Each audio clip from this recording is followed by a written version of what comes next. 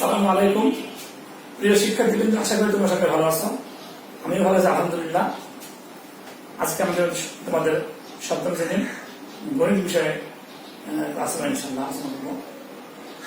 তো শুরুতেই আমি তোমাদের কিছু প্রশ্ন করি, তোমরা একটু চিন্তা করো।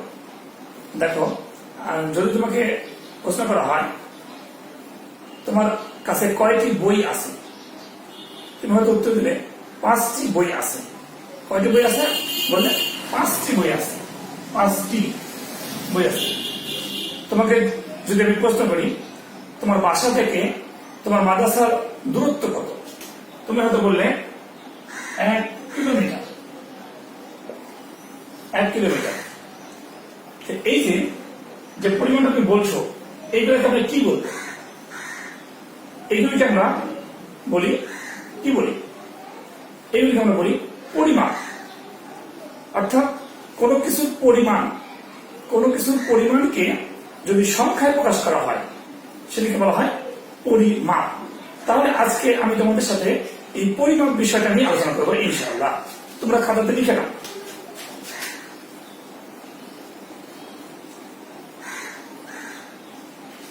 পরিমাপ, এটা তোমাদের সপ্তম শ্রেণীর 3য় অধ্যায় এই বিষয়টা আলোচনা করা আছে। 3য় অধ্যায়।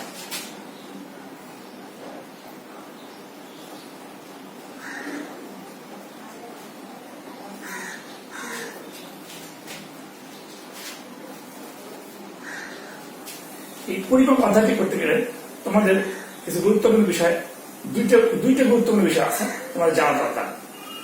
একটু খাতাতে লিখে নাও।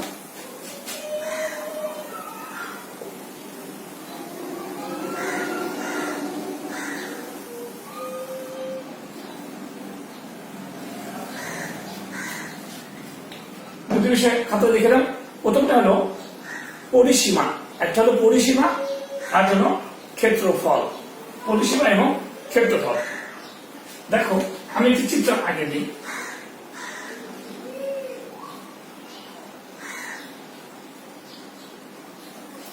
আমি যে চিত্র আঁকলাম, চিত্রটা কিসের চিত্র? এটা এই চিত্রটা তোমরা কি বলবো? এটা একটা আয়তক্ষেত্র। এটা একটা এটি হলো একটি আয়তক্ষেত্র, 4টি বাহু দ্বারা আবদ্ধ চিত্র, এবং এটা একটা বিশেষ ধরনের চিত্র, চতুর্ভুজ। 4টি বাহু দ্বারা আবদ্ধ চিত্রকে বলা হয় চতুর্ভুজ। আর এই চতুর্ভুজের বিপরীত বাহুগুলি পরস্পর সমান এবং প্রত্যেকটি কোণ সমকোণ। প্রত্যেকটি কোণ সমকোণ এবং বিপরীত বাহুগুলি সমান। এটাকে আমরা বলবো আয়তক্ষেত্র। এটার নাম হলো আয়তক্ষেত্র। এখন যদি তোমাকে বলা হয় যে এই আয়তক্ষেত্রের, ধরো এটা একটা জমি, বা এটা একটা মাঠ। এটা একটা মাঠ, আমি লিখে দিলাম মাঠ।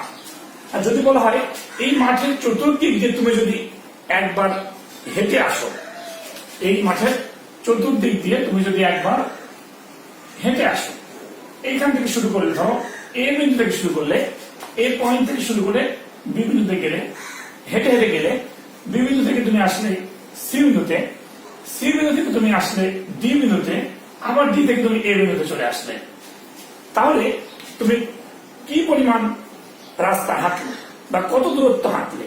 তোমাকে যদি এটা জিজ্ঞাসা করা হয়, এটার উত্তর তুমি কিভাবে বের করবে? খুবই সহজ। তুমি কি করবে? যে এটা দৈর্ঘ্য, আমরা বললাম যে এটা আমাদের আয়তক্ষেত্রের দৈর্ঘ্য, এটা আমাদের প্রস্থ, এটার দৈর্ঘ্য, এটা আমাদের প্রস্থ। তুমি তাহলে কিভাবে বের করবে? তুমি বের করবে এই দৈর্ঘ্য প্লাস প্রস্থ প্লাস দৈর্ঘ্য প্লাস প্রস্থ। তুমি এভাবে লিখবে, বা হিসাব তুমি এভাবে করবে, দৈর্ঘ্য প্লাস কি প্রস্থ প্লাস তারপরে দৈর্ঘ্য প্লাস প্রস্থ। তাহলে কি হলো? 2 দৈর্ঘ্য এবং দৈর্ঘ্য, 2টা দৈর্ঘ্য।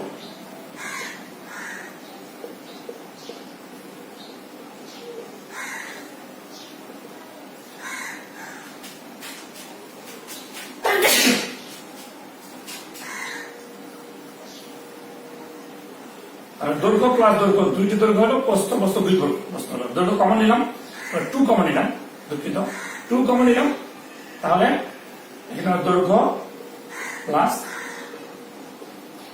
প্রস্থ। এই যে একটা আমরা সূত্র পেলাম, এটাকে আমরা কি বলি জানো? এটাকে আমরা বলি পরিসীমা।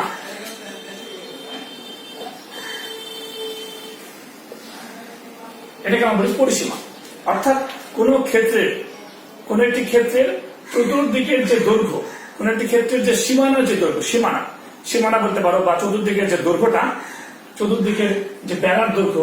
তোমাকে যদি বলা হয় যে একটি ক্ষেত্রের চতুর্দিকে বেড়া দিবে, তাহলে এই বেড়ার যে দৈর্ঘ্য, বা চতুর্দিকে যে প্রাচীর দিতে যদি বলা হয়, এই প্রাচীরের যে দৈর্ঘ্য, এই দৈর্ঘ্যটাই হলো পরিসীমা। এর নির্ণয় করার সূত্র হলো, যদি সেটা আয়তক্ষেত্র হয়, আয়তাকার ক্ষেত্র যদি হয়, তাহলে তার সূত্র হলো 2 ইন্টু দৈর্ঘ্য প্লাস প্রস্থ, এবং এটা হবে একক। মানে যদি মিটার হয় তাহলে মিটার, যদি সেন্টিমিটার হয় সেন্টিমিটার, এরকম। তাহলে তোমরা পরিসীমার সূত্রটা খাতাতে লিখে নাও, পরিসীমা নির্ণয় করার। এটা কিন্তু আয়তক্ষেত্রের পরিসীমা, এটা অবশ্যই মনে রাখবেন, আয়তাকার ক্ষেত্রে।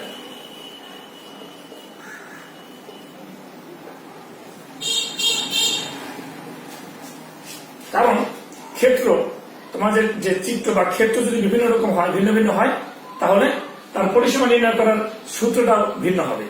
কিন্তু এটা মনে রাখবেন যে পরিসীমা মানে হলো, পরিসীমা জিনিসটা কি? পরিসীমা হলো কোন একটি ক্ষেত্রের সীমানার দৈর্ঘ্য, কোন একটি ক্ষেত্রের সীমানার দৈর্ঘ্য। সেটা যদি আয়তাকার ক্ষেত্র হয় তাহলে আয়তাকার ক্ষেত্র, বর্গক্ষেত্র হলে বর্গাকার ক্ষেত্র, সেটার জন্য বর্গক্ষেত্র। যেটাই হোক, পরিসীমা হলো কোন একটি ক্ষেত্রের সীমানার দৈর্ঘ্য, কোন একটি ক্ষেত্রের চতুর্দিকের সীমানার দৈর্ঘ্য, এটা হলো পরিসীমা। যেমন যদি তোমাদেরকে আমি একটি বর্গাকার ক্ষেত্র আঁকা দিতাম, বর্গাকার ক্ষেত্র, তাহলে কি হতো দেখি আমরা।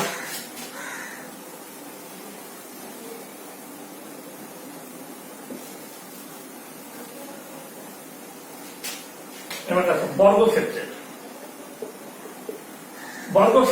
পরিসীমা যদি বলা হয়, তাহলে দেখো এটা হলো বর্গক্ষেত্র। বর্গক্ষেত্র কিন্তু তোমরা তো অবশ্যই জানো, বর্গক্ষেত্র কিন্তু 4টে বাহুর দৈর্ঘ্য কিন্তু সমান হয়। তার মানে সবগুলোই দৈর্ঘ্য, এই বাহুটা যে পরিমাণ দৈর্ঘ্য, এটাও তাই, এটাও তাই, এটাও তাই। বর্গক্ষেত্রে 4টে বাহুর দৈর্ঘ্যই সমান। তাহলে আমি যদি বলি যে বর্গক্ষেত্রের পরিসীমা কত, তাহলে সেটা তুমি অবশ্যই লিখতে পারো যে বাহুর দৈর্ঘ্য গুণন 4, বা বাংলা লিখে 4, তাহলে 4 গুণন বাহুর দৈর্ঘ্য, 4 গুণন বাহুর দৈর্ঘ্য।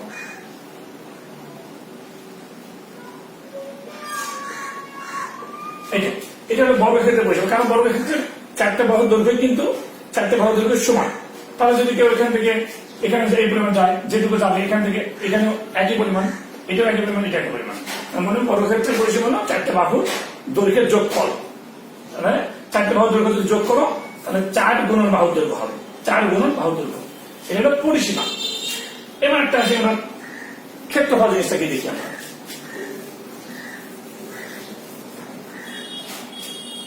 দেখো, আমি একটা আয়তক্ষেত্র আঁকি, এটা সমকোণ, এটা দৈর্ঘ্য,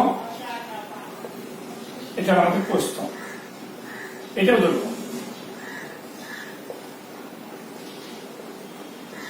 তাহলে এখন আমি যদি তোমাকে বলি যে এই যে ক্ষেত্র, যে 4টে বাহু দ্বারা যে জায়গাটাকে আমরা আবদ্ধ করে দিয়েছি, যে পরিমাণটা, এর ভিতরে কি পরিমাণ জায়গা আছে, প্রশ্ন করি তোমাদেরকে, এর ভিতরে কি পরিমাণ জায়গা আছে।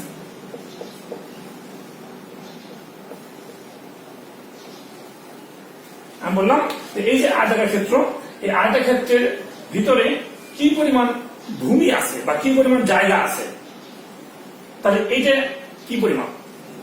এটাই হলো ক্ষেত্রফল।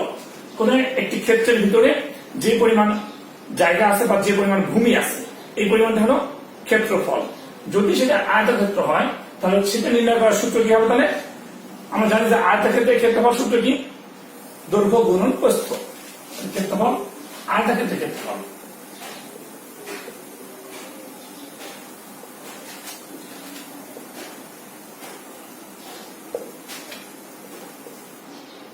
দৈর্ঘ্য গুণন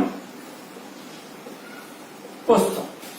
আর এই ক্ষেত্রে যদি বর্গাকার হতো তখন সূত্রটা কি ছিল? বর্গক্ষেত্রের ক্ষেত্রফল সূত্র তুমি অবশ্যই জানো, বাহু গুণন বাহু। বর্গক্ষেত্রের ক্ষেত্রফল বাহু গুণন বাহু। যাই হোক, আমি দুইটা বিষয় তোমাকে ভালোভাবে বোঝানোর চেষ্টা করলাম। একটা হলো পরিসীমা, অপরটা হলো ক্ষেত্রফল। পরিসীমা হলো কোন একটি ক্ষেত্রের চতুর্দিকে যে দৈর্ঘ্য, কোন একটি ক্ষেত্রের সীমানার যে দৈর্ঘ্য, এটা হলো পরিসীমা। আর কোন একটি ক্ষেত্রের ভিতরে যে পরিমাণ জায়গা আছে, তোমাকে যদি বলা হয় যে এই ক্ষেত্রের ভিতরে আমি ঘাস লাগাবো, এটা ক্ষেত্রের ভিতরে আমি ঘাস লাগাবো, অথবা এর ভিতরে কি পরিমাণ জায়গা আছে, তাহলে তোমাকে নির্ণয় করতে হবে ক্ষেত্রফল। ঠিক আছে, এবার আমরা এর সংক্রান্ত যে একটি উদাহরণ দেখার চেষ্টা করি। একটি আয়তাকার ক্ষেত্রের দৈর্ঘ্য 20 মিটার এবং প্রস্থ 15 মিটার। ক নম্বরটা আলোচনা করলাম না, কারণ ক নম্বরটা তোমরা নিজেরা লিখবে। পরিসীমা বলতে কি বোঝায়? কোন একটি ক্ষেত্রের চারদিকের যে দৈর্ঘ্য, চারদিকের সীমানার যে দৈর্ঘ্য, সেটাকে বলা হয় পরিসীমা। আর খ নম্বর সমাধান, উদ্দীপকের ক্ষেত্রটির চারদিকের প্রাচীরের দৈর্ঘ্য। চারদিকের প্রাচীরের দৈর্ঘ্য তোমরা অবশ্যই জানো, সেটা কি? পরিসীমা। লিখবে যে ক্ষেত্রটির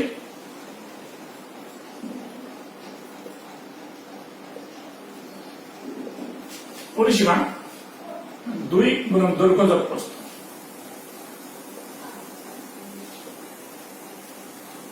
তোমাদেরকে বুঝে নিতে হবে যে যেহেতু বলা আছে চারদিকের প্রাচীরের দৈর্ঘ্য, তার মানে এটা হলো পরিসীমা।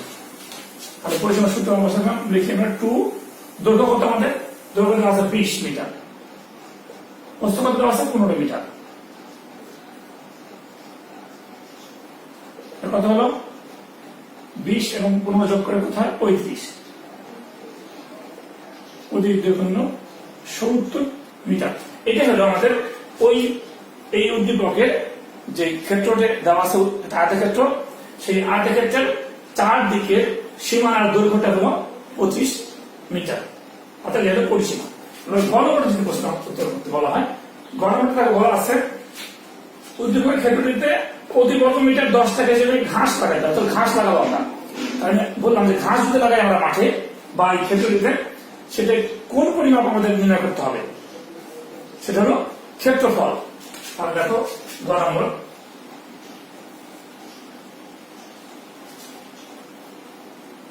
ক্ষেত্রটির ক্ষেত্রফল, উদ্দীপকের ক্ষেত্রটির ক্ষেত্রফল সমান দৈর্ঘ্য গুণন প্রস্থ। দৈর্ঘ্য কত? দৈর্ঘ্য 20, প্রস্থ কত? 15। এটি একক হবে বর্গ মিটার।